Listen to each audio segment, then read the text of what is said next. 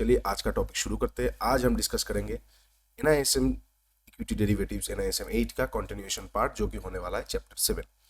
By any chance अगर आपने पहले वाला वीडियोस नहीं देखा है तो प्लीज ऊपर आई बटन में मैं दे रहा हूँ, जाके एक बार देख लीजिए। क्यों?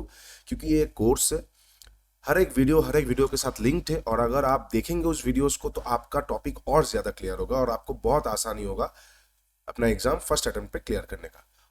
Excuse me. नीचे में PDF दे रहा हूँ सारा, हर दिन नए नए वीडियोस के साथ नया नया मॉक टेस्ट पे लाता जाऊंगा और at the end of the session जब सारा वीडियोस खत्म हो जाएगा तो 2-4 और स्पेशल मॉक टेस्ट में दे दूंगा। तो नीचे लिंक पे जाइए, ठीक है, लिंक से वो डाउनलोड कीजिए, PDF फाइल डाउनलोड करके प्रैक्टिस कीजिए और अपने आप को बहुत अच्छी तरीके से ग्रो करने में हेल्प कीजिए इस एग्जाम को पास करते हुए। ठीक है, चलिए आज थोड़ा स्पीड पे वीडियो करेंगे क्योंकि क्या है ना, सब कुछ हमारा क्लियर हो गया है पहले का वीडियोस में। अभी सिर्फ और सिर्फ मेन पॉइंट्स को हम समझेंगे और ये जो चैप्टर होने वाला है chapter 7 clearing and settlement system, ये बस रट्टा मारने वाला चैप्टर है दोस्तों। इसमें समझने वाला कुछ बात नहीं है, ये बस रट्टा मारने वाला चैप्टर है। तो मैं एक बार रीडिंग पढ़ते पढ़ते चलेंगे ताकि आप लोगों को आसानी हो जाए कुछ कुछ टर्म्स एंड जो कहते हैं ना सिनोनिम्स एंड एनोनिम्स, कुछ कुछ टर्मिनोलॉजी समझने में। ठीक है, चलिए शुरू करते हैं चैप्टर को। और हाँ, इनकेस वीडियो को स्किप करके मत देखिए, स्पीड बढ़ा सकते हैं लेकिन स्किप करके देखेंगे तो आपको बहुत परेशानी होगा बाद में। और एज ऑलवेज नीचे इंस्टाग्राम टेलीग्राम दिया हुआ है, जाइए वहाँ पे मैं हर रोज कुछ ना कुछ मसालेदार वीडियोस लाता रहता हूँ आप लोगों के लिए ताकि आप लोगों का ट्रेडिंग बेटर हो। चलिए अभी कोर्स पे फोकस करते हैं। ठीक है, चैप्टर 7 क्या है? ये चैप्टर 7 क्या है, थोड़ा सा स्पीड में बोलूंगा तो स्पीड में हम चलेंगे तो पूरा फोकस यहाँ पे रखिए। अगर इनकेस आपके पास अभी टाइम नहीं है 30-35 मिनट तो हट जाइए वीडियो से, अगर जब टाइम हो तब खोल के देखिएगा। ठीक है, introduction to clearing and settlement system. Clearing corporation clearing houses is responsible for clearing and settlement of all trades executed on the FNO segment of the exchange. मतलब हमने बताया था ना, जो ट्रेडिंग मेंबर होता है, ट्रेडिंग कम क्लियरिंग मेंबर होता है, क्लियरिंग मेंबर होता है, ठीक है, क्लियरिंग बैंक्स होते हैं, ये सब रिस्पॉन्सिबल होते हैं किस लिए? ये सारे चीज क्लियर करने के लिए, सारे पोजीशंस, सारे नेट टू नेट सब कुछ क्लियरिंग करने के लिए। ठीक है, ये सारा चीज जब कौन रिस्पॉन्सिबल होते हैं? Clearing members, trading clearing members, ये सब लोग। ठीक है, FNO सेगमेंट का। ओके, मैं कैश की बात नहीं कर रहा हूँ, FNO सेगमेंट की बात कर रहा हूँ। Clearing corporation acts as a legal counter party to all trades to the segment, also guarantee their financial settlement. सब कुछ सेटलमेंट करता है ये क्लियरिंग कॉर्पोरेशन। ठीक है, तो ये एक रीडिंग है तो आप एक बार पढ़ लीजिए इसको, यहाँ पे वही लिखा हुआ है। अभी मेन टॉपिक पे आते हैं, क्लियरिंग मेंबर्स। ठीक है, broadly speaking these are 3 types of clearing members. 3 तरह का क्लियरिंग मेंबर्स होता है क्लियरिंग मेंबर्स में। सेल्फ क्लियरिंग मेंबर्स जो हमने डिस्कस किया था, जो खुद का trade the clear and settle trades executed by them only, जो सिर्फ और सिर्फ खुद का ट्रेड सेटल करते हैं इधर on their account on their clients account. मतलब खुद के कंपनी का या तो खुद का ट्रेड करेगा या खुद के क्लाइंट्स का करेगा, दूसरे का नहीं। ठीक है, ट्रेडिंग कम क्लियरिंग मेंबर। ठीक है, ये कौन होते हैं? They clear and settle their own trades always as well as trade of other trading members and custodial participants. मतलब ट्रेडिंग कम क्लियरिंग मेंबर्स कौन होते हैं? खुद के ट्रेड भी सेटल करते हैं, खुद के क्लाइंट्स के ट्रेड भी सेटल करते हैं और ऊपर से किसी और ट्रेडिंग मेंबर का भी वो सेटल कर सकता है। और प्रोफेशनल क्लियरिंग मेंबर्स जो कि हो गया बैंक्स, जो ये ट्रेडिंग नहीं करते, they clear and settle trades executed by trading members. ये ट्रेडिंग मेंबर्स नहीं होते, बैंक्स ट्रेडिंग मेंबर्स नहीं होते, ये बात आप याद रखिए। Excuse me. Both trading cum clearing member and professional clearing member are required to bring in additional security deposit in respect of every trading member whose trades they undertake to clear and settle। मतलब क्या होता है, जब मतलब इन सारे जो professional clearing members होते हैं, ठीक है, ट्रेडिंग कम क्लियरिंग मेंबर्स होते हैं, सेल्फ क्लियरिंग नहीं, ये सिर्फ दोनों जो एंटिटीज होते हैं उनको बहुत ज्यादा फंड लाना पड़ता है एलिजिबिलिटी के लिए, क्योंकि वो दूसरे का भी सेटल कर रहा है, बहुत सारे लोगों का वो सेटल कर रहा है। तो जिन का हर एक क्लाइंट्स उनके जिन का वो लोग सेटल कर रहे हो तो उनके अगेंस्ट पे उनको बहुत एक्स्ट्रा मार्जिन लाना पड़ता है, क्योंकि सेटलमेंट से भी NSE जो भी सेटलमेंट करेगा वो उनको पकड़ेगा। अगर मार्जिन पे शॉर्टफॉल होगा तो वो क्लियरिंग मेंबर को पकड़ेगा, हम और आप जैसे नॉर्मल क्लाइंट्स के पास नहीं आएगा। तो वो पहले उनका पहला स्टॉप पेज क्लियरिंग मेंबर्स रहेगा, तो उसके लिए उनको बहुत सारा मार्जिन फंड्स एलोकेट करके एक एक्सपोजर रखना पड़ता है ताकि सेबी और NSE में कोई भी दिक्कत ना हो। ठीक है, okay. Clearing banks, fund settlements takes place through clearing banks. ठीक है, ये क्लियरिंग बैंक्स हो गया, ये यहाँ पे ये रीडिंग है, आप एक बार पढ़ लीजिए। हाँ, एलिजिबिलिटी नॉर्म्स, क्लियरिंग बैंक्स के लिए क्या एलिजिबल होना पड़ता है? हर कोई तो क्लियरिंग बैंक नहीं कर पाएगा, हर कोई क्लियरिंग बैंक में नहीं है। ठीक है, जैसे फिनो पेमेंट बैंक, ये कोई पेमेंट बैंक है, ये क्लियरिंग बैंक नहीं है। तो इस तरह से बहुत सारे छोटे मोटे बैंक्स होते हैं, जो उज्जीवन स्मॉल फाइनेंस बैंक, ये तो अपना क्लियरिंग बैंक नहीं है ना, एक्सिस बैंक है। तो इनके लिए एलिजिबिलिटी क्या है? Net worth of rupees at least 300 lakhs, 3 crore का नेटवर्थ रहना चाहिए, ठीक है। For a clearing member who clears and settles only deals executed by him is 100 lakh. मतलब नेटवर्थ के लिए 3 करोड़ होना चाहिए एक प्रोफेशनल क्लियरिंग मेंबर का, लेकिन जो clearing member who clears and settles only executed deals executed by him, मतलब सेल्फ क्लियरिंग मेंबर्स, ठीक है। सेल्फ क्लियरिंग मेंबर्स के लिए 100 करोड़ का नेटवर्थ होना चाहिए, प्रोफेशनल क्लियरिंग मेंबर्स के लिए 300 करोड़ का, ठीक है। Deposit of 50 lakhs to clearing corporation which forms part of the security deposit of clearing member. इन लोगों को जो एक्स्ट्रा मार्जिन देना पड़ता है वो कितना देना पड़ता है, 50 लाख, ठीक है। कॉर्पोरेशन, क्लियरिंग कॉर्पोरेशन को, क्यों, एक्स्ट्रा मार्जिन के लिए, okay. Additional incremental deposit of 10 lakh to clearing corporation for each additional TM in case clearing member undertakes to settle deals for other teams. मतलब अगर ये प्रोफेशनल क्लियरिंग मेंबर्स या trading cum clearing members ये अगर किसी और से मतलब ट्रेडिंग मेंबर्स का डील मतलब क्लियर कर रहा है तो हर एक के लिए इनको 10 लाख करके एडिशनल देना पड़ेगा। तो मैंने पहले ही बताया इनमें समझने की कुछ बात नहीं है, बस रट्टा मारने वाला है। रीडिंग पढ़िए, याद रखिए, बस इसमें ही क्वेश्चन आ जाएगा। इसमें कुछ समझ नहीं है। क्वेश्चन आपको इस तरह का दिखेगा कि नेटवर्थ ऑफ क्लियरिंग मेंबर, मतलब जो क्लियरिंग मेंबर के एलिजिबिलिटी फॉर्म है, नॉर्म है, उनमें नेटवर्थ कितना होना चाहिए, मिनिमम कितना होना चाहिए प्रोफेशनल और अपना ट्रेडिंग कम क्लियरिंग मेंबर का, वो है 3 करोड़, ठीक है। सेल्फ ट्रेडिंग मेंबर का नेटवर्थ कितना होना चाहिए, वो है 1 करोड़। तो ये सारे ही आएगा आपके पास, ये बात आप याद रखिए। ये ऐसा ही क्वेश्चन आएगा, इसमें कुछ ज्यादा रॉकेट साइंस नहीं है, ओके। क्लियरिंग मैकेनिज्म, कैसे क्लियरिंग किया जाता है, यहाँ पे आप इसको पूरा एकदम रीडिंग पढ़ेंगे, ठीक है। आप इसको पूरा एकदम रीडिंग पढ़ेंगे यहाँ तक।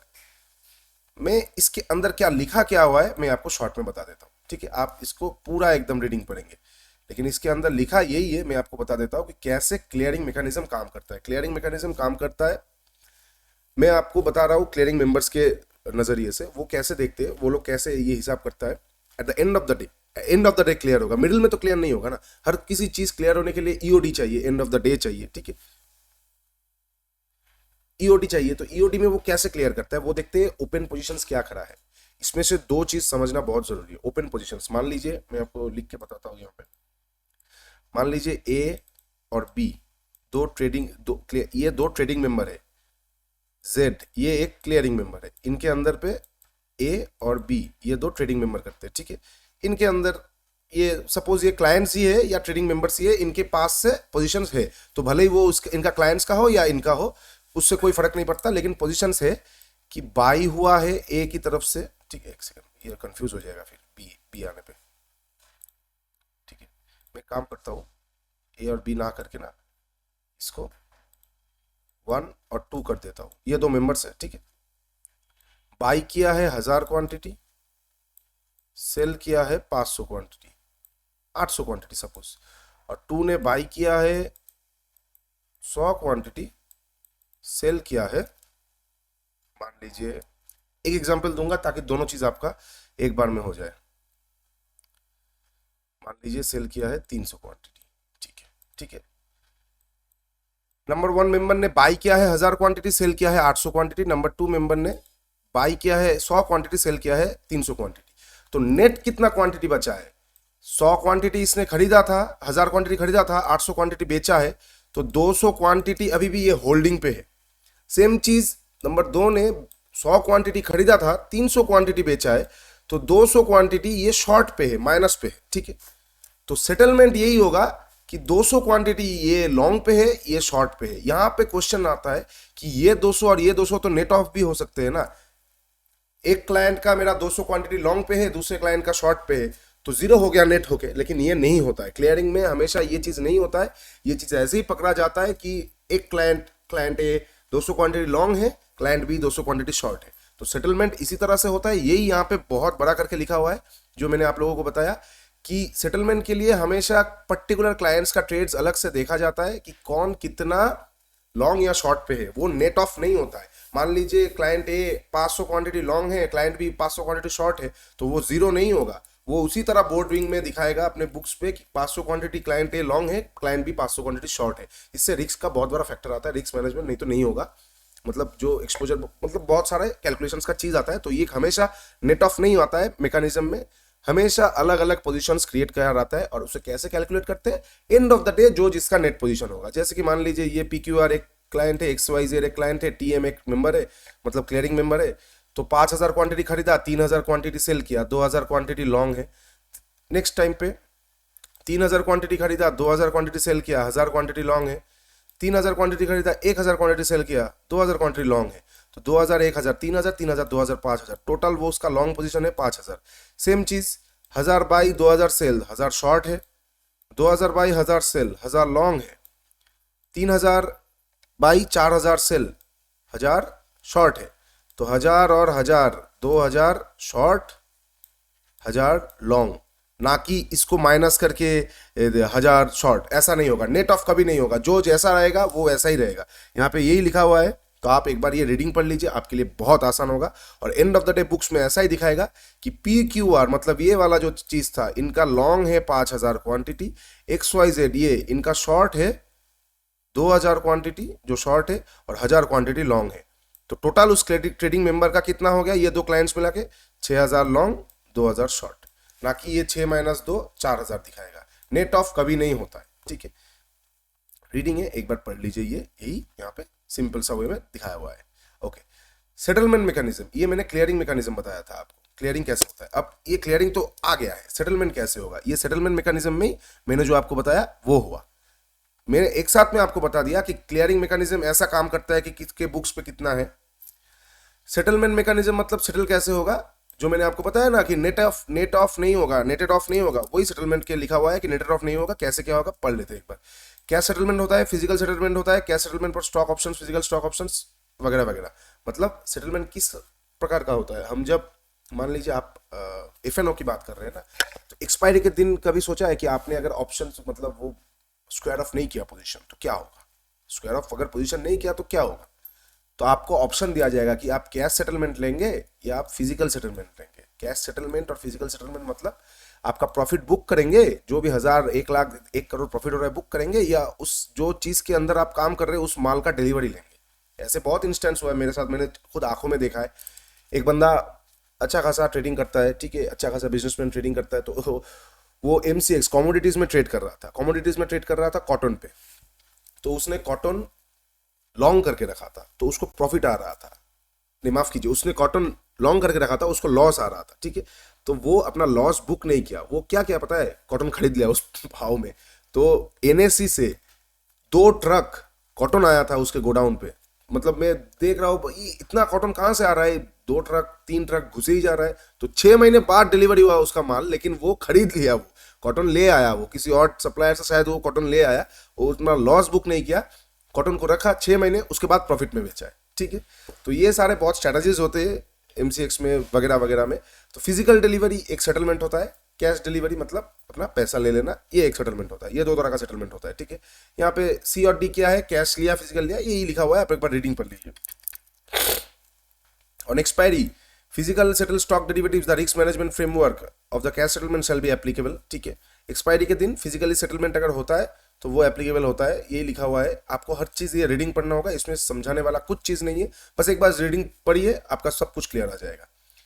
The stock exchange interested to introduce physical settlement should, जो फिजिकल सेटलमेंट में आना चाहेगा, जो स्टॉक्स या फिर जो चीज, वो क्या होगा, proper system and procedure for smooth implementation of physical settlement. मतलब अभी मान लीजिए कुछ ऐसा सेटलमेंट कर रहा है जो मतलब फिजिकली क्लाइंट को पहुंचाना बहुत टफ होने वाला है। मतलब जैसे कि कुछ एग्जांपल याद नहीं आ रहा है मुझे, पकड़ लीजिए कोई कुछ ऐसा कुछ प्रोडक्ट ला दिया जो फिजिकल सेटलमेंट होने में बहुत दिक्कत आ रहा है। तेल ही समझ लीजिए, क्रूड ऑयल, तो क्रूड ऑयल का फिजिकल सेटलमेंट बहुत मुश्किल हो सकता है, ठीक है, क्योंकि क्रूड ऑयल महंगा है, ना कि पेट्रोल, ठीक है। क्रूड ऑयल एकदम टॉप लेवल का ऑयल होता है, रिफाइन के पहले वाला, तो वो फिर इंपोर्ट एक्सपोर्ट करके वो वाला चीज आएगा। तो सपोज फिर भी होता है क्रूड ऑयल में सेटलमेंट, लेकिन मैं और चीजें मतलब अभी तो एग्जैक्ट याद नहीं आ रहा है।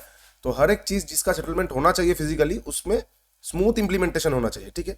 Make necessary amendments to relative bye laws, rules and regulations for implementation of physical settlement, ठीक ठाक का लॉ के अंदर होना चाहिए, कुछ इलीगल प्रोडक्ट नहीं होना चाहिए।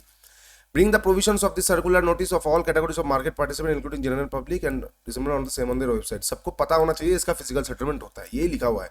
मैंने आपको क्या बोला, रीडिंग पढ़ेंगे तो कुछ ऐसा उसमें कुछ है नहीं जो आपको समझने में दिक्कत होगा। Settled on NSE, MCX, BSE, ये 3 ही जगह का डेरिवेटिव मतलब चीज सेटल होता है, ठीक है। सेटलमेंट शेड्यूल क्या होता है, settlement of trades is on T+1 working day basis. जब भी कोई सेटलमेंट होता है T+1 वर्किंग डे में आता है, पैसा जो आएगा T+1 पे आएगा। आप अगर आज सेटल करेंगे 1000 प्रॉफिट आएगा तो विड्रॉ लेवल वो T+1 पे होगा, ठीक है। Member with the funds paying obligated are required to have clear funds in the primary clearing account on और बिफोर 10:30 बजे। अगर एक्सपोजर बुक में आपका माइनस दिखा रहा है 1000 रुपये, तो आप 1000 रुपये आपको अगर लगाना पड़ेगा तो 10:30 के पहले लाना पड़ेगा, सेटलमेंट दिन का पहले। जिस दिन सेटलमेंट होगा उस दिन 10:10 के अंदर आपको वो वाला फंड जो भी आपका शॉर्टफॉल है वो लाना पड़ेगा, नहीं तो आपको मार्जिन में पेनल्टी लग सकता है। यही लिखा है यहाँ पे। तो रीडिंग पर ये आप जब PDF खोलेंगे आपको फटाक से याद आ जाएगा, अरे T+1 का सेटलमेंट है, अरे फिजिकल डिलीवरी कैश डिलीवरी होता है। तो एक बार रीडिंग पढ़िए। मार्क टू मार्क सेटलमेंट, ये भी रीडिंग पर लीजिए एक बार। मार्क टू मार्क सेटलमेंट क्या है, जो मैंने आपको बताया F&O में हमेशा मार्क टू मार्क सेटलमेंट होता है, ठीक है। आज अगर आपको 1000 रुपये लॉस हो रहा है तो कल आपके बुक में वो 1000 रुपये लॉस शो नहीं करेगा। सपोज आपका बैलेंस 10,000 है तो नेक्स्ट दिन आपका बैलेंस दिखाएगा 9,000, वो सेटल हो गया है मार्क टू मार्क पे। सेम चीज 1000 रुपये प्रॉफिट हो रहा है तो 10 की जगह दिखाएगा आपको 11,000 और वो पोजीशन शुरू होगा 0 से। मार्क टू मार्क सेटलमेंट मतलब मार्क टू मार्केट जो भी है, मार्क टू मार्केट सेटलमेंट मतलब एक दिन में हर एक पूरा सेटल हो जाना, ठीक है। अच्छा, एक और चीज जो मैंने अभी मार्क टू मार्क बोला ना, ये शॉर्ट फॉर्म मतलब हम लोग का बोलते बोलते मार्क टू मार्केट को मार्क टू मार्क बोल रहे हैं, लेकिन ये क्वेश्चंस आपके पास आएगा, यानी मतलब जब आप एग्जाम में ये क्वेश्चंस आपको जरूर दिखने को मिलेगा। M2M सेटलमेंट का फुल फॉर्म क्या है, आएगा आपको मार्क टू मार्क, जो मैं शॉर्टकट में बोल रहा था वो एक ऑप्शन आएगा, मार्क टू मार्केट आएगा, मार्केट टू मार्केट आएगा, मार्केट टू मार्क आएगा। तो ये जो mark to market settlement, mark to market, इनको दिमाग पे घुसा लीजिए। घुसाने के बाद आप चाहे M2M फलाना ढिमकाना कुछ भी बोले, लेकिन शॉर्ट फॉर्म मतलब लॉन्ग फॉर्म को याद रखिए। जैसे मैं अभी बोलते बोलते शॉर्ट पे बोल दिया ना mark to mark settlement, mark to mark settlement, ये मार्क टू मार्क नहीं है, मार्क टू मार्केट है, लेकिन ऑप्शन में आपको मार्क टू मार्क जरूर दिखेगा। क्यों? क्योंकि यही यूज होता है मार्क टू मार्क, ठीक है। तो ये चीज हमेशा याद रखिए, इसको मार्क टू मार्केट ही है, ये मार्क टू मार्क आप बोल सकते हैं लेकिन आंसर मार्क टू मार्केट होना चाहिए, नहीं तो नेगेटिव मार्क्स आ जाएगा, ठीक है। तो यही था मार्क टू मार्केट सेटलमेंट, एक बार पढ़ लीजिए। द ट्रेड प्राइस सेटलमेंट्स रे वगैरह, the buy price and sell price of contracts executed during the day are squared off, बिल्कुल वही जो बताया कि उसी दिन में सब कुछ स्क्वायर ऑफ होके आपके बैलेंस में शो होगा। The clearing member who suffers a loss is required to pay the M2M loss amount in cash which is in the past। हाँ, मतलब क्या होगा, यहाँ पे क्या लिखा हुआ है, रीडिंग पढ़िए। यहाँ पे लिखा हुआ है, सपोज मेरे अकाउंट में 1000 रुपये है और M2M पे मार्क टू मार्केट के मुझे 3000 रुपये लॉस हुआ, तो मेरा ये काट के नेट ऑफ कितना लॉस आएगा, 2000 रुपये। ये मुझे नेक्स्ट दिन पेमेंट देना पड़ेगा, 2-3 दिन टाइम देंगे मेरे को, सेटलमेंट तक का शॉर्टफॉल का बार बार मैसेज आएगा, लेकिन मेरे को ये नेक्स्ट दिन पेमेंट करना पड़ेगा, क्योंकि ये मेरा शॉर्टफॉल है, मेरा स्क्वायर ऑफ नहीं हुआ है पोजीशन, या तो स्क्वायर ऑफ करो या पेमेंट करो, ठीक है। यही यहाँ पे लिखा हुआ है, एक बार ये पढ़ लीजिए। The pay in pay out of the mark to market settlement are effected on the following day, T+1 day. हाँ, ठीक है, कोई दिक्कत नहीं है इसमें, ठीक है। फाइनल सेटलमेंट क्या है, on expiration day of the futures contract after closing the trading hours, जिस दिन एक्सपायरी होगा, ठीक है, उस दिन ट्रेडिंग आवर बंद होने के बाद clearing corporation marks all positions of a clearing member to the final settlement price. मतलब जो भी सेटलमेंट होगा वो ट्रेडिंग आवर्स के बाद होगा, यही यहाँ पे लिखा है। All long positions are automatically assign to short positions in option contract with the same series on a random basis. मतलब 1000 लॉन्ग पोजीशन है, ठीक है, 1000 शॉर्ट पोजीशन है, तो ये जो सेटलमेंट हो रहा है रैंडम बेसिस पे हो रहा है, मेरा सौदा किसी और के साथ सेटल कर रहा है, क्योंकि एक्सपायरेशन डे है, सेटल तो करना पड़ेगा। अब फिजिकल सेटलमेंट कोई ले रहा है तो जो फिजिकल सेटलमेंट बेच रहा है उसके साथ करेगा, कोई ना कोई सेलर तो बेचेगा, उसको उसके पास जाके करेगा। तो यही चीज है, रैंडम बेसिस पे ये क्लियरिंग हो रहा है। Settlement of options contract on index और इंडिविजुअल सीरीज, मैं पहले ही आपको बताया था, ये चैप्टर रट्टा मारने वाला है, ज्यादा समझने की कोशिश मत कीजिए, रट्टा मारिए, क्योंकि ये चैप्टर सिर्फ और सिर्फ आपको याद रखना है, ठीक है। Daily premium settlement, final settlement. Daily premium settlement वही अपना मार्क टू मार्केट वाला हो गया, T+1 डे में जो भी आपका लॉस प्रॉफिट हो रहा है वो डेली आपके अकाउंट में क्लियरिंग हो रहा है। और फाइनल सेटलमेंट हो गया एक्सरसाइज वाला सेटलमेंट, जो एक्सपायरी के दिन होगा, यही यहाँ पे लिखा हुआ है। रीडिंग पढ़िए, देखिए मैं आपको क्या बोल रहा हूँ, रीडिंग पढ़िए, आपको रीडिंग पढ़ना पड़ेगा, आप स्किप मत कीजिएगा, नहीं तो क्वेश्चन आपको सावधान मतलब आसानी नहीं होगा। Settlement of custodial partners, CP deals, जो भी है सेटलमेंट, उनका जो खुद का सेटलमेंट होता है, यहाँ पे क्या लिखा है, यहाँ पे ये उतना इंपॉर्टेंट है नहीं, फिर भी एक बार देख लेते हैं। CM are required to enter into an agreement all trade such as CP trading through, हाँ हाँ हाँ ठीक है, एग्रीमेंट के हिसाब से उसका ट्रेड सेटल होगा, यही लिखा है, इसमें क्वेश्चंस नहीं आता है उतना। Settlement price for various contracts is determined as follows. Daily settlement closing price पे होता है, डेली सेटलमेंट इलिक्विड कॉन्ट्रैक्ट पे थियोरिटिकल प्राइस पे होता है, ये बहुत भयंकर एक फॉर्मूला है। इलिक्विड काउंटर पे मैंने एक बार काम किया था, 35 रुपये पे खरीदा एक चीज़, ठीक है, मुझे लग रहा था आधा घंटा बाद वो 36 रुपये चल रहा था, LTP दिखा रहा है, लास्ट ट्रेडिंग प्राइस, तो मैंने सोचा एक काम करते ये नहीं जाएगा ऊपर पे, तो मैंने बेचा, मार्केट प्राइस पे बेचा, तो वो मेरा बिका 28 रुपये पे। अब सोच सकते हैं 7 रुपये नीचे बिका वो, माफ कीजिए 8 रुपये नीचे बिका वो डायरेक्ट। मैं तो सोच रहा हूँ अरे मतलब 8 रुपये नीचे मार्केट पे प्राइस किया, क्योंकि इतना इलिक्विड है। LTP तो 36 चल रहा है, किंतु बायर्स खड़ा हुआ है 28 पे और सेलर्स खड़ा हुआ था 42 पे, ठीक है। एवरेज होके LTP ये दिखा रहा था 36, लेकिन ये दो इतना इलिक्विड है, इनके बीच कुछ कोई था ही नहीं, और मैंने बेच दिया मार्केट पे तो 28 पे ये एग्जीक्यूट हो गया। तो इलिक्विड काउंटर पे जो भी सेटलमेंट होता है वो एक थियोरेटिकल प्राइस पे होता है, ठीक है, क्योंकि थियोरेटिकल प्राइस पे नहीं होगा तो मुश्किल हो जाएगा। तो ये यहाँ पे लिखा है। फ्यूचर कॉन्ट्रैक्ट फाइनल सेटलमेंट क्या है, closing price of the index on the settlement अपना एक्सपायरी डेट, ठीक है। Future contracts on global indices same चीज, अपना स्पेशल ओपनिंग क्वेटेशन होता है कुछ ग्लोबल इंडाइसेस का।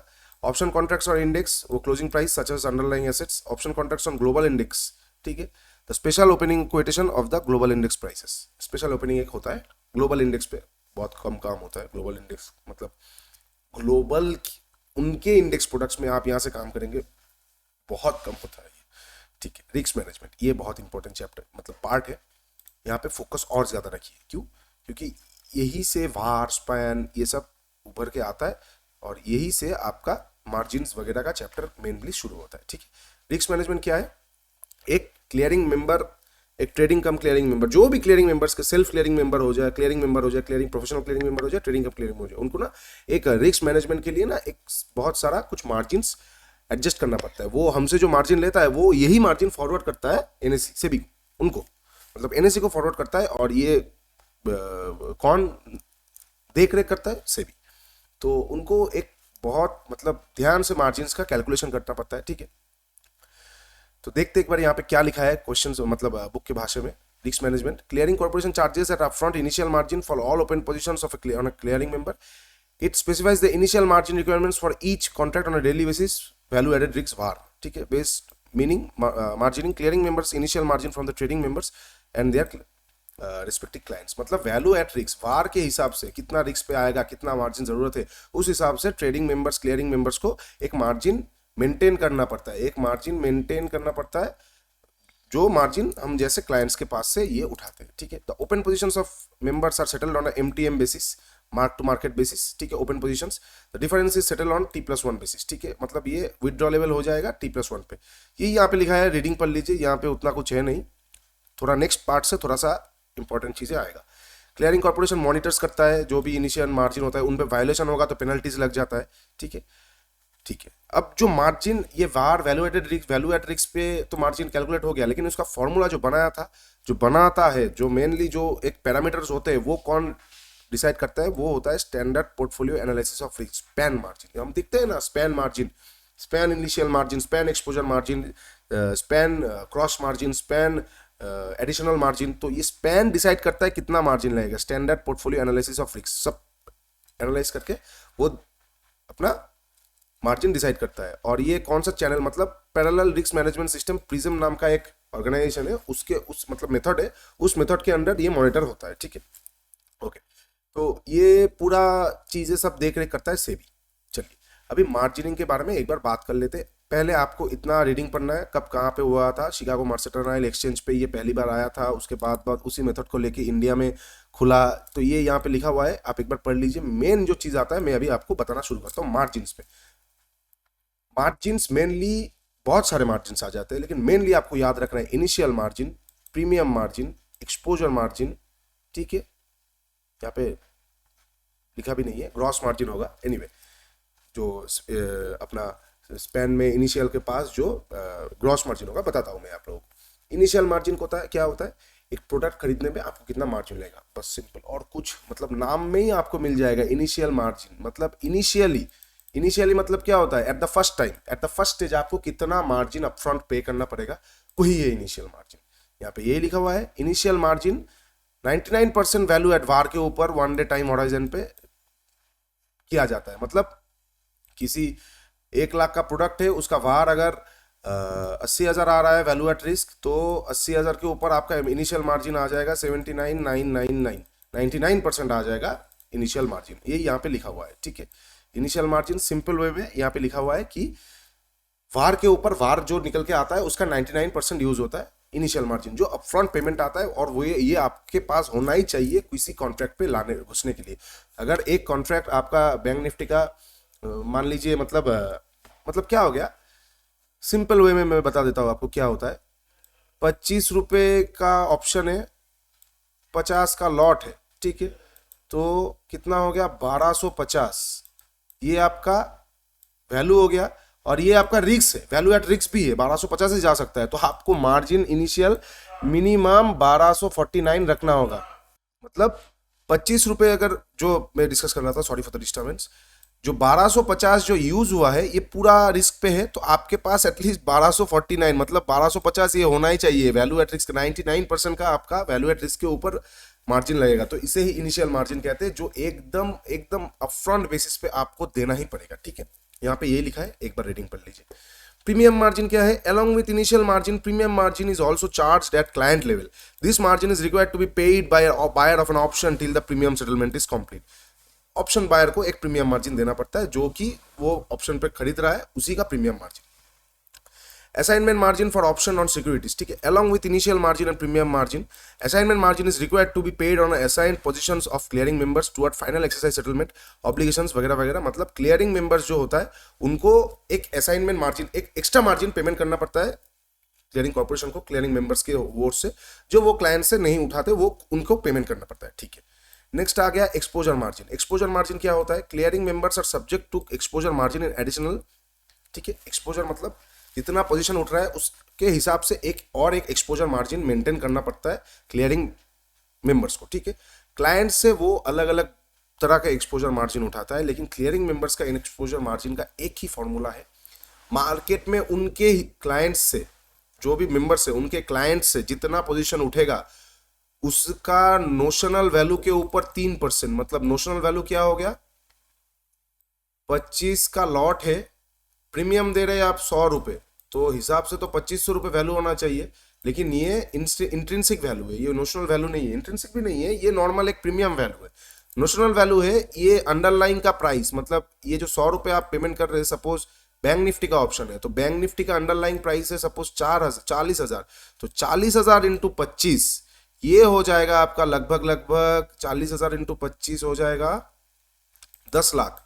ये 10 लाख रुपए है, ये नोशनल वैल्यू, इसका 3% मतलब 30,000, ये मार्जिन उनको मेंटेन करना पड़ेगा, वो भी टोटल नंबर ऑफ पोजीशन जो उनसे उठाए टोटल ओपन इंटरेस्ट के नोशनल वैल्यू के ऊपर 3%। ये लिखा हुआ आपको जरूर दिखेगा, मैं बता देता हूँ, ठीक है। हाँ, इंडेक्स और इंडेक्स फ्यूचर्स के लिए क्या है? 3% of the notional value of a future contract. In case of option it is charge only on short positions and 3% of the notional value of open positions, ठीक है। जो भी जितना भी ओपन पोजीशंस होगा उसके ऊपर 3%, ऑप्शन बाइंग जो भी होगा उसके ऊपर नोशनल वैल्यू के ऊपर एक्सपोजर मार्जिन मेंटेन नहीं करना पड़ता है, लेकिन सेलिंग के ऊपर मार्जिन मेंटेन करना पड़ता है, ठीक है। आप देखेंगे ऑप्शन सेलिंग करने जाएंगे, हेजिंग करने जाएंगे, कुछ भी जाएंगे, वहां पे आपको दिखेगा एक इनिशियल मार्जिन और एक दिखेगा एक्सपोजर मार्जिन। इनिशियल ये इतना 1 लाख रुपए होना ही चाहिए, लगेगा आपका 34,000, तो 1 लाख रुपए होना ही चाहिए, 34,000 लगेगा। तो इसी तरह मार्जिन कैलकुलेट होता है, ये भी सिर्फ और सिर्फ याद रखने वाली बात है। जैसे ये क्वेश्चन आ सकता है, कितना % of the notional value in futures and options are required to be maintain by the clearing members, तो वहां पे आपको लिखना पड़ेगा 3%। ओके, फॉर ऑप्शन कॉन्ट्रैक्ट्स क्या है? 5% और 1.5%। अच्छा, ये क्या लिखा है? हाँ, द हायर ऑफ 5% और 1.5% स्टैंडर्ड डेविएशन, इस लाइन को भूल जाइए। Option contracts and futures contract on individual securities, the higher of 5% और 1.5% on the notional value of gross open position in futures और individual securities and gross open positions on individual securities. Option और future जो होगा, option और future में 5% और 1.5%, ठीक है। और यहाँ पे क्या था? Index option and index future, ये जो होगा ये स्टॉक ऑप्शन और स्टॉक फ्यूचर्स के ऊपर होगा, ठीक है। ये जो, अरे यार, ये नेक्स्ट वाला पैरा क्या है? 5% वाला, ये फ्यूचर मतलब स्टॉक ऑप्शंस और स्टॉक फ्यूचर्स के ऊपर होगा। 5% और 1.5% ऑफ द स्टैंडर्ड डिविएशन, वो वाला हिसाब आप समझेंगे नहीं। और इंडेक्स ऑप्शंस और इंडेक्स फ्यूचर्स में 3%। ठीक है, ये क्या है, उनको मेंटेन करना पड़ता है, ये आपको नहीं देना पड़ता है। मतलब आप अगर अभी सपोज कैलकुलेट करेंगे कि 10 लाख वाला कॉन्ट्रैक्ट नोशनल वैल्यू का, तो सिर्फ और सिर्फ एक लॉट फ्यूचर बाई करने में तो 35 या 36,000 रुपये लगता है, तो हमें 1.5 लाख क्यों लगता है? नहीं, 30,000 रुपये उनको मेंटेन करना पड़ता है, वो आपसे 1.5 लाख ही लेंगे ट्रेडिंग मेंबर्स। ठीक है, क्योंकि बहुत सारा यहाँ पे कैलकुलेशंस आते हैं, तो ये आपके लिए नहीं है, ये जो है कॉर्पोरेशन के लिए, ये एक ट्रेडिंग मेंबर्स के लिए है, बैंक्स के लिए इतना उनको मेंटेन करना पड़ता है। ठीक है, यहाँ पे यही लिखा हुआ है, एक बार आप पढ़ लीजिए क्या लिखा है। Exposure margins are levied on 1/3 of the value. Okay okay, the calendar spread of position is guaranteed, calendar spread treatment till the expiry of near month. ठीक है, जो भी स्प्रेड पोजीशंस होगा, एक्सपोजर मार्जिन होगा, वो आपको नेक्स्ट मंथ तक maintain करना पड़ेगा। यहाँ पे वही लिखा हुआ है। मेन पॉइंट क्या क्या है, 5% लगता है स्टॉक ऑप्शंस के लिए, इंडेक्स के लिए लगता है 3%। ये एक्सपोजर मार्जिन क्लियरिंग मेंबर्स को सेटलमेंट तक मेंटेन करना पड़ता है।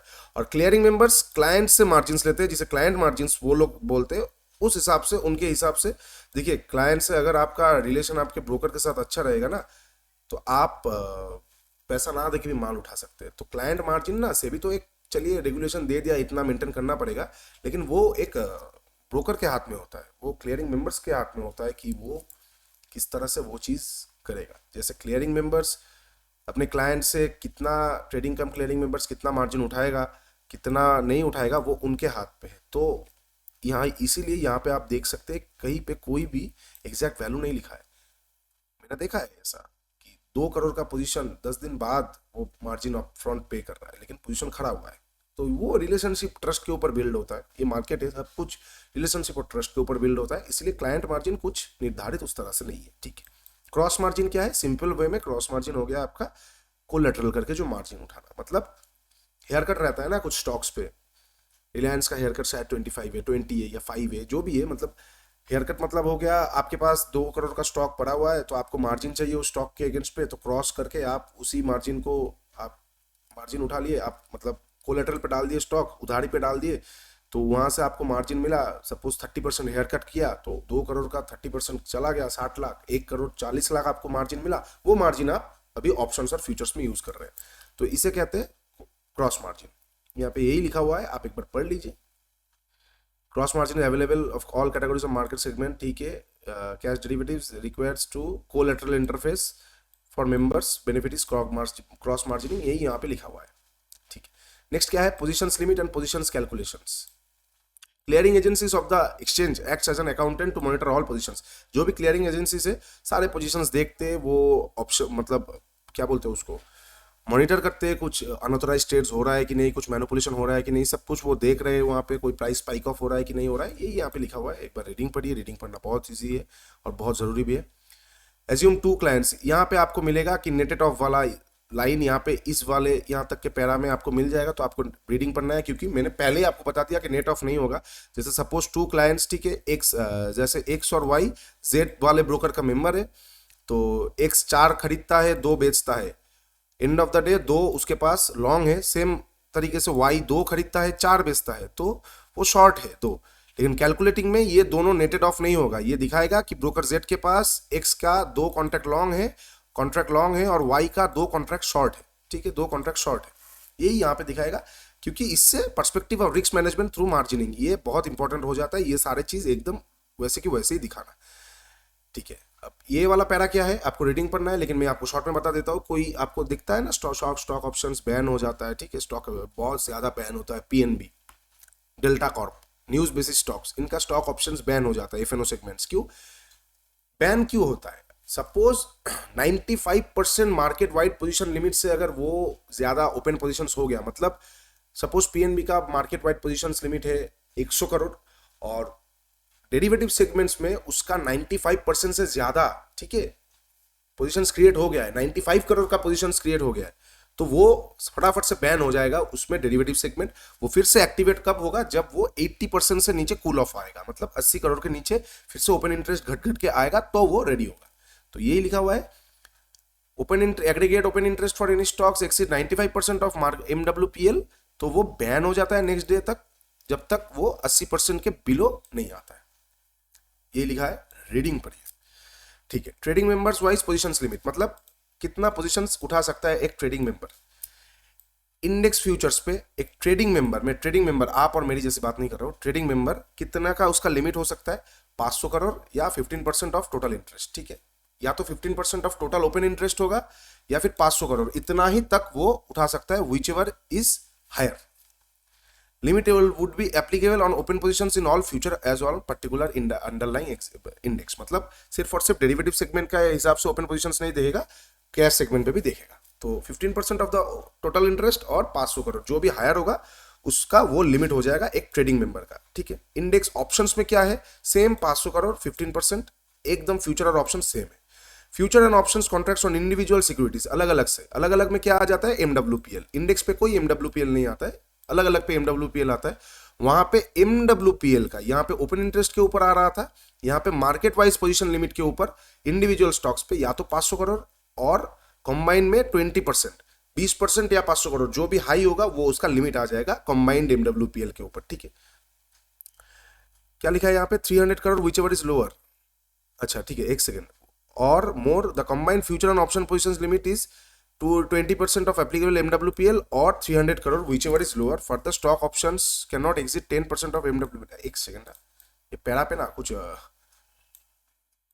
कंफ्यूजिंग लिखा हुआ है, क्या प्रिंटिंग मिस्टेक है क्या. For stocks having applicable market wide position limit of ₹500 crore. अच्छा अच्छा ठीक है, हाँ ठीक ही लिखा है.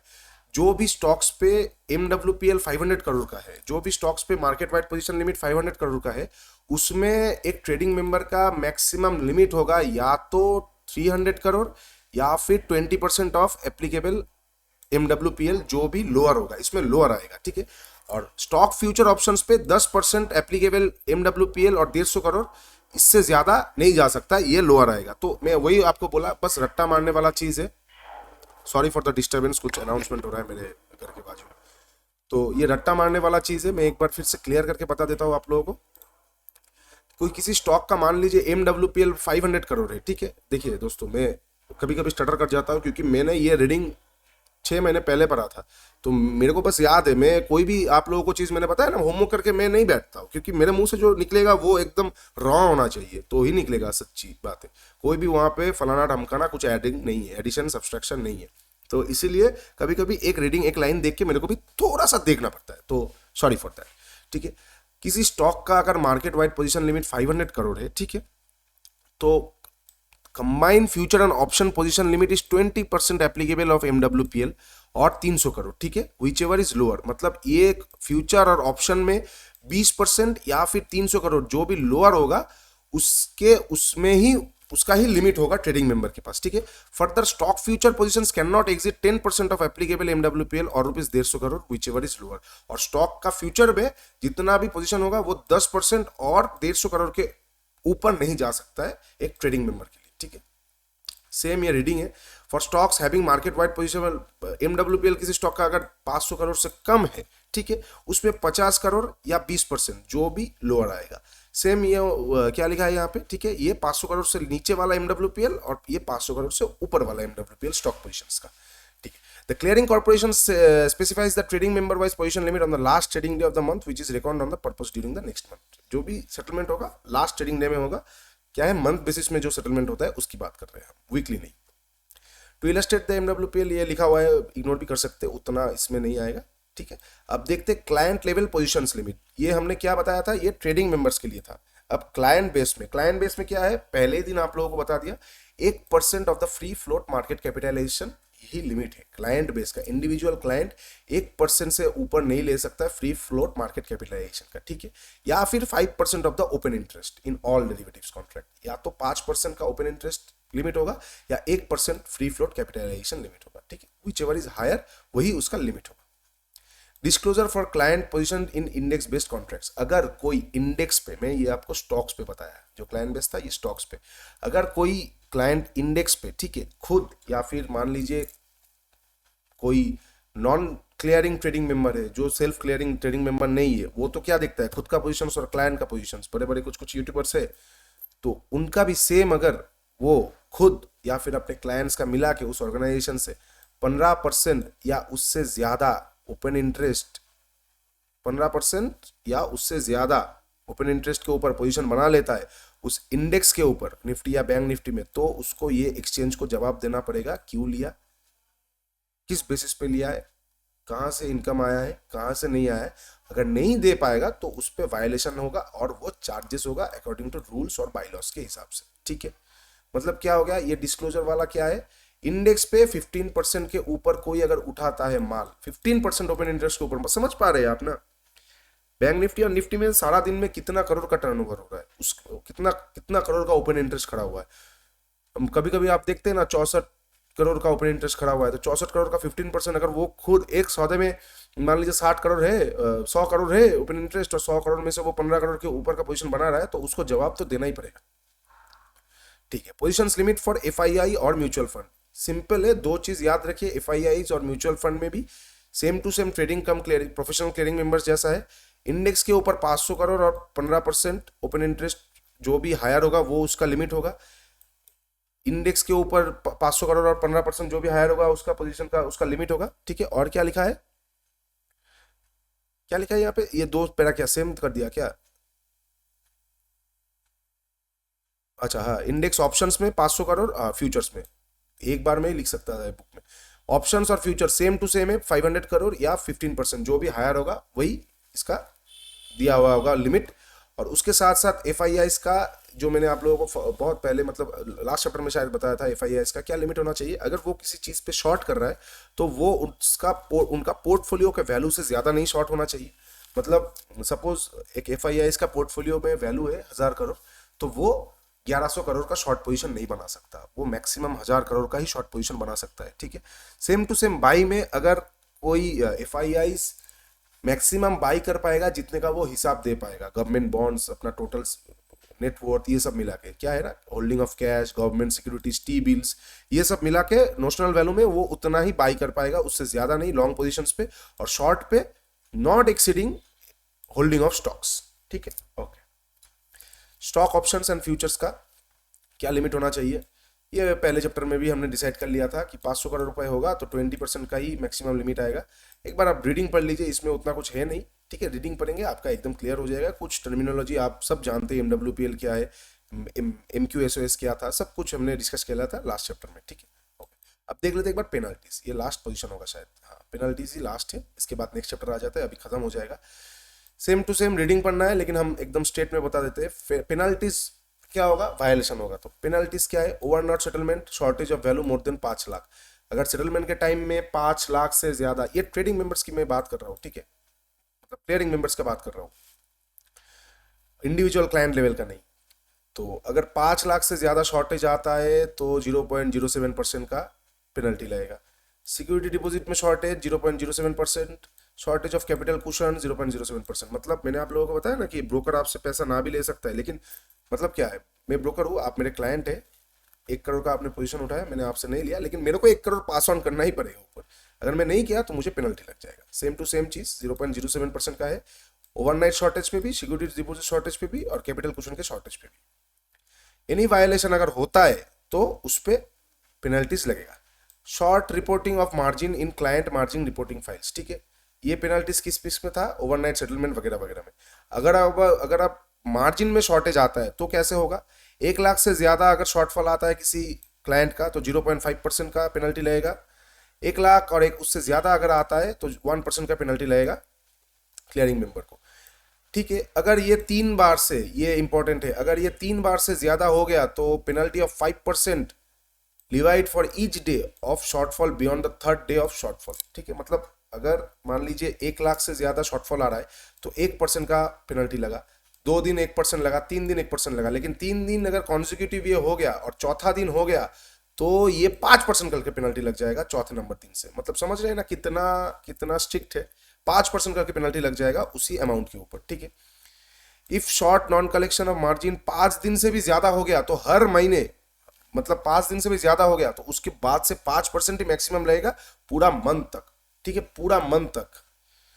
Now withstanding the above, if short collection of margin from client is caused due to the movement of 3% of more in Nifty, मतलब close to close, मतलब मान लीजिए कोई ऐसा शॉर्टफॉल आ गया किसी दिन, निफ्टी 3% भाग गया, तो 3% बहुत होता है ना, 3% अगर भाग गया है और अगर वो वहां पे शॉर्ट आ रहा है तो ट्रेडिंग क्लियरिंग मेंबर्स पे चार्जेस नहीं लगेगा पेनल्टी, तो वहां पे T+2 का टाइम दिया जाएगा, उसके अंदर अगर शॉर्टेज का पूरा शॉर्टफॉल रिकवर होता है तो कोई चार्जेस नहीं लगेगा, क्योंकि ये अनएक्सपेक्टेड एक रैली था या फॉल था, इसके वजह से कोई मार्जिन पे शॉर्टफॉल आया है। ठीक है।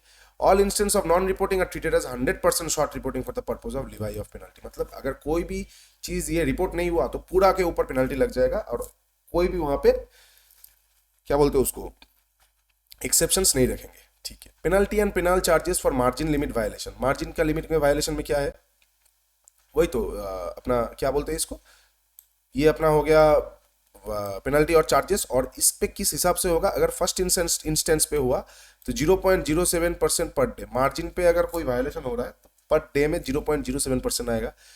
2 बार से 5 बार के बीच में 0.07% प्लस 5,000 रुपये आएगा। ये जो है ना, ये बहुत इंपॉर्टेंट कॉलम है, बहुत इंपॉर्टेंट कॉलम है। इसके अंदर से आपको 3 से 4 क्वेश्चंस मिल जाएगा, तो इसको रट्टा मारिए रट्टा मारिए रट्टा मारिए, समझने वाली कुछ नहीं है। एक बार अगर मार्जिन में वायलेशन आएगा 0.07% हर दिन का, 2 बार आया तो 0.07% प्लस 5,000 हर दिन का, 6 बार से 10 बार आया 0.07% प्लस 20,000। ठीक है, 2 से 5 दिन तक, और 10,000 उसके 6 से 10 दिन तक। ये तो लगेगा ही, उसके साथ साथ 10,000 करके भी लगेगा, और ये बार होने से ये वाले 5,000 की जगह 20,000 लग जाएगा। जितना बढ़ेगा उतना ज्यादा मार्जिन पे मतलब पेनल्टीज लगता जाएगा। और 11 बार से ऊपर 0.07% प्लस ये 5 की जगह 70,000 और 10,000 11 इंस्टेंस से। मतलब अब समझ रहे ना चीजों को, ध्यान से देखिए क्या हुआ यहाँ पे। एक बार मार्जिन शॉर्टफॉल हुआ, कितना बहुत देर का वीडियो हो गया, एक बार मार्जिन शॉर्टफॉल हुआ 0.07% हर दिन का चार्जेस लगा। 2 से 5 बार हुआ 0.07% प्लस 5,000 हर दिन का चार्जेस लगा। 6 से जब 10 बार होगा ना 0.07% तो लगेगा, लेकिन ये 5,000 की जगह अब 20,000 2 से 5 दिन का लगेगा, और 10,000 करके 6 से 10 दिन का लगेगा। और अगर 11 दिन के ऊपर भी हो गया तो 0.07% तो है ही, लेकिन ये 5 20 के जगह पे 70,000 2 से 5 दिन का लगेगा, और 10,000 11 दिन के ऊपर से लगेगा। ये माफ कीजिए 70,000 2 से 10 दिन का, और 11,000 उसके ऊपर से, मतलब चार्जेस पे ही चार्जेस। म्यूचुअल फंड या पोजीशंस अपना FIIs अगर लिमिट करता है तो मिनिमम पेनल्टी 5,000 होगा, उसके बाद देखा जाएगा कितने का वायलेशन हुआ है। क्लाइंट वाइज अगर होता है FII स्कीम या कुछ पे, तो वायलेशन बहुत ज्यादा लग जाता है, पर क्लाइंट पे 1 लाख रुपए का मिनिमम लग जाता है, या फिर माफ कीजिए 5,000 रुपये मिनिमम होगा, और 1 लाख या फिर 1% of the value of quantity in valuation, जो भी ज्यादा होगा उस पर लग जाएगा। तो यही यहाँ पे लिखा हुआ है। Market wide position limit violation, किसी मार्केट वाइड पोजीशन लिमिट पे आ जाता है तो 1% value of increase position subject to minimum of 5,000। जितना भी पोजीशन बढ़ा है उसके ऊपर 1%, मिनिमम 5, मैक्सिमम 1 लाख। ठीक, तो यही तक था ये वाला चैप्टर।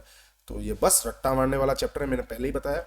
ये कॉलम बहुत इंपॉर्टेंट है, यहाँ से 2-4 क्वेश्चन आपको जरूर मिल जाएगा। ये सब एक बार रीडिंग पढ़ लीजिए, और जितना भी मैंने आप लोगों को अब तक समझाया सब कुछ आपको 1 से 2 बार रीडिंग पढ़ना है। नीचे मॉक टेस्ट है, जाके रीडिंग पढ़ के, एक काम कीजिए ना, रीडिंग पढ़ के जाके मॉक टेस्ट दीजिए, तो आपको पता चलेगा कि कौन सा नेसेसरी है आप लोगों के लिए। ठीक है, चलिए वीडियो बहुत लंबा हो गया है, आशा करता हूँ वीडियो अच्छा लगा है। कोई भी क्वेश्चंस हो नीचे कमेंट बॉक्स पे जरूर जरूर पूछिए मेरे से। कुछ भी दिक्कत आ रहा है मैसेज कीजिए personally, I have no issues to help you all. ठीक है, इंस्टाग्राम का लिंक है, टेलीग्राम का लिंक है, जाइए जुड़ जाइए। इस साल से ही हम लाइव ट्रेडिंग शुरू करेंगे, भले ही वो 2 महीने बाद हो या 1 महीने बाद हो। जब भी मैं पूरी तरीके से फ्री हो जाऊंगा, मैं पूरी तरीके से आप लोगों के साथ लाइव ट्रेडिंग में जुड़ जाऊंगा। ठीक है दोस्तों, कुछ भी सजेशंस देना हो मेरा स्टाइल पे, कुछ भी हो तो प्लीज बेझिझक पूछिए और सपोर्ट कीजिए यार। लाइक शेयर और सब्सक्राइब अपने दोस्तों के साथ कीजिए, और मेरे चैनल को भी कीजिए। इससे ना मेरे को मोटिवेशन मिलता है ज्यादा से ज्यादा वीडियोस लाने का। बाकी आप लोग खुद समझदार है, कुछ ना कुछ मेरे को भी आप लोग सपोर्ट कर देंगे, मतलब लाइक शेयर कमेंट और सब्सक्राइब करेंगे। चलिए आज के लिए इतना ही, take care, bye bye and happy weekend.